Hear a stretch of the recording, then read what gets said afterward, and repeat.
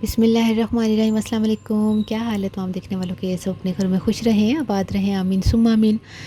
आज हम सबकी फेवरेट डिश बना रहे हैं करेले गोश्त, और जिसके लिए मैंने आधा किलो से थोड़ा सा ज़्यादा है मटन लिया है, और ये हड्डी वाला है गोश्त, बोटी भी है हड्डी भी है।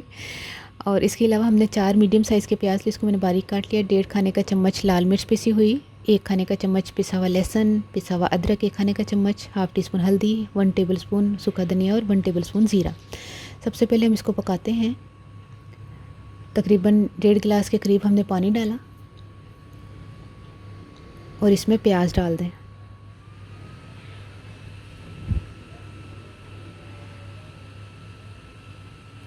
तमाम चीज़ें इसमें डाल दें जो मैंने अभी आपको बताई थी। और नमक अभी नहीं जाएगा, नमक मैं आपको बताती हूँ कि किस वक्त जाएगा, बल्कि जाएगा ही नहीं हांडी में, वो हम करेलों को लगाएंगे, वो जितना लगाएंगे वो मैं आपको बता दूँगी।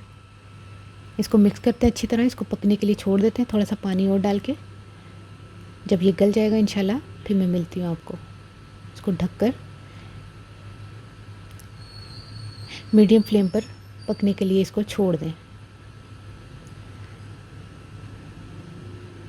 ये देखिए करेले हैं, मैंने इसको ऊपर का छिलका नहीं उतारा, इसको उतारना भी नहीं है।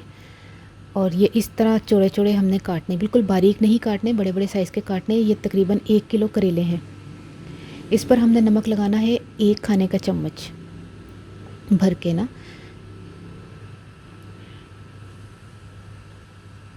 और इसको थोड़ा सा मसलते हैं, नमक अच्छी तरह तमाम करेलों को लग जाए।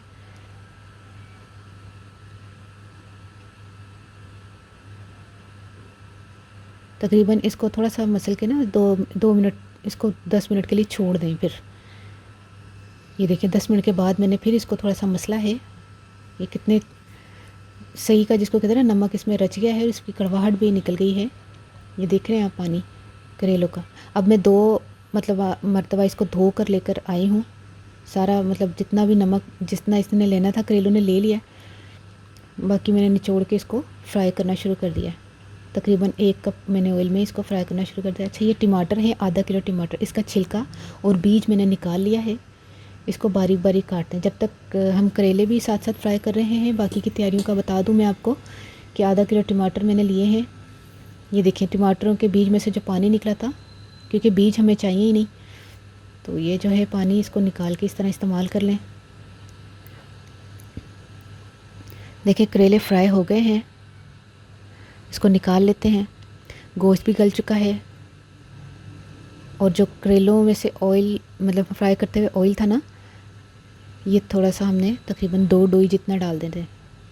बाकी जो ऑयल बच गया है ये हम फिर किसी दिन करेले का सालन बनाएंगे तो उसमें इस्तेमाल कर लेंगे। इसको थोड़ा सा भूनते हैं टमाटर डाल के।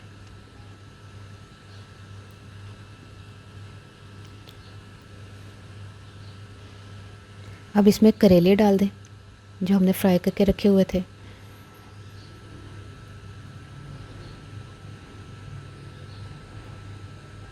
और इसको मिक्स करते हैं।